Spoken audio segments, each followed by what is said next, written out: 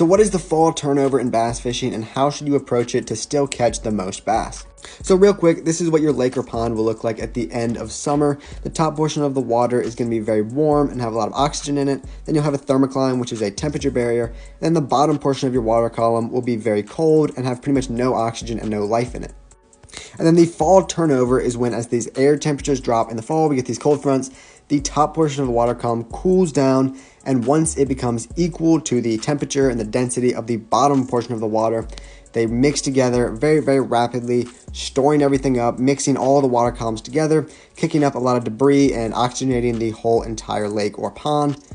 So the turnover itself doesn't take all that long. It usually lasts 3 to 5 days-ish. And how you're going to tell if it's happening on your body of water, your lake or pond, at any given time, is the water will become very stained or muddy out of nowhere. The reason is as that water cycles through and everything mixes together, all the sediment and debris that settled down on the bottom during the summertime gets mixed all throughout the water and just makes it real dirty and muddy. And it can kind of even stink sometimes to a degree because of that sediment that's been kind of deteriorating and disintegrating. And how it affects the bass is while that turnover is happening during those 3 to 5 days, generally the bass are going to push up to some sort of structure, whether it's shallow structure or just the bottom now.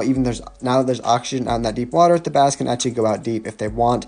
This is when you're going to fish like your jigs, your kind of bottom, your Texas rigs, your drop shots maybe.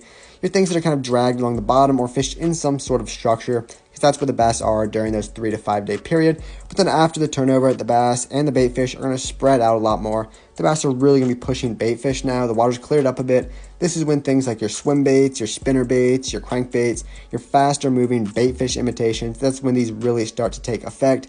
It can really start covering a lot more water and catching those aggressive bass. After the turnovers come through, water and oxygen has cycled through. There's oxygen everywhere. The bait fish are more aggressive. The bass are more aggressive post turnover.